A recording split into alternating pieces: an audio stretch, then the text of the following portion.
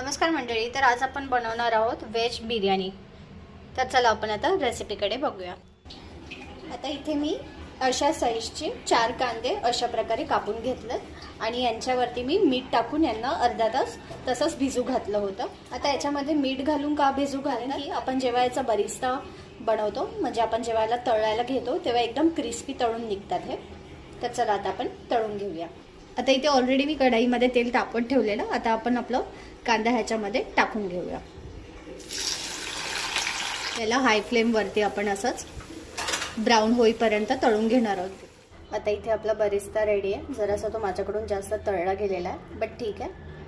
आता आपण तांदूळ कसे भिजवायचे ते बघून घेऊया। आता हे मी 5 वाटी तांदूळ घेतले होते आणि यांना चांगलं अर्धा तास भिजवून घेतलं होतं। आता यांना आपण उकळून घेणार आहोत। आता मी या छोट्याशा जाळीमध्ये काही खडे मसाले टाकून घेणार आहे, जसं की काळी मिरी आहे, दालचिनी झालं, 4 लवंगा आहेत, 1 हिरवी वेलची आहे, चक्रफूल आहे आणि तेजपत्ता आहे। तर आपण एक एक असं ह्याच्यामध्ये टाकून घेतो, जेणेकरून भात शिजून झाल्यावरती हे इझिली आपण काढू शकतो। हे झालं आपलं रेडी।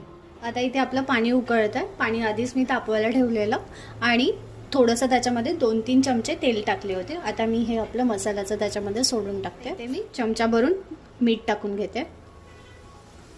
आता इथे आपण पाणी उकळत आहे ना, तर त्यामध्येच आपण आपलं जे भात आपण भिजवत ठेवलेलं ते ऍड करणार आहोत। त्याच्यामध्ये भात आपण भिजायला घातलेलं ते वालं पाणी सगळं काढून घ्यायचं आणि मगच तांदूळ याच्यामध्ये टाकायचं।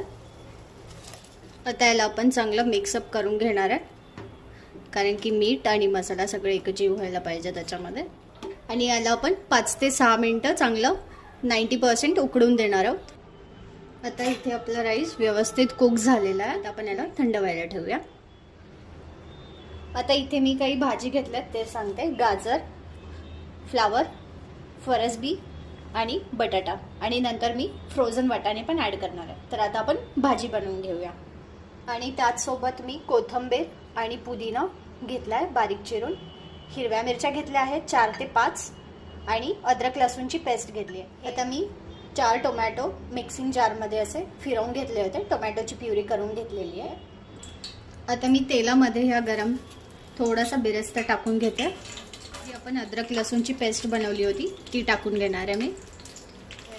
याला चांगलं मिक्स करून घ्यायचं आहे आता व्यवस्थित। आता मी थोड्या याच्यात कोथिंबीर आणि पुदिनाचं मिक्सचर घालून टाकणार आहे। पुदिना आणि कोथिंबीरचा फ्लेवर खूप छान येतो।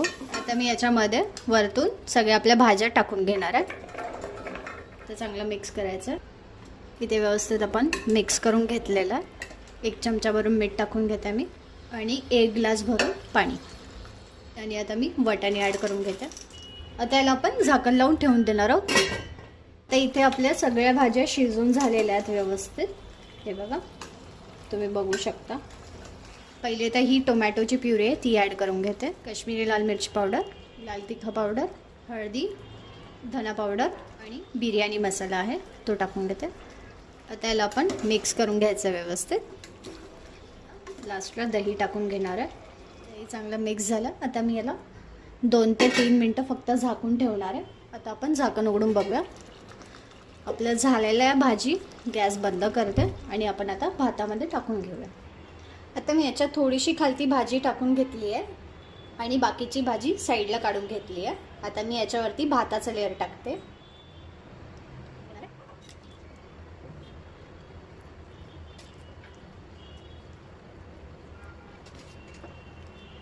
मी भाताचं लेयर टाकून घेते। असंच करत करत मी 3 लेयर करून घेणार आहे। शेवटच्या लेयरला मी थोडं बिरस्ता टाकते, पुदिना आणि कोथिंबीर आणि हिरवी मिरची। आता याला आपण परत गॅसवरती 5 मिनिटांसाठी झाकून ठेवणार आहोत।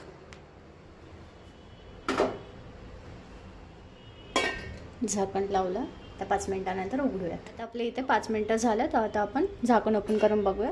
इथे आपला राईस पण व्यवस्थित झाला।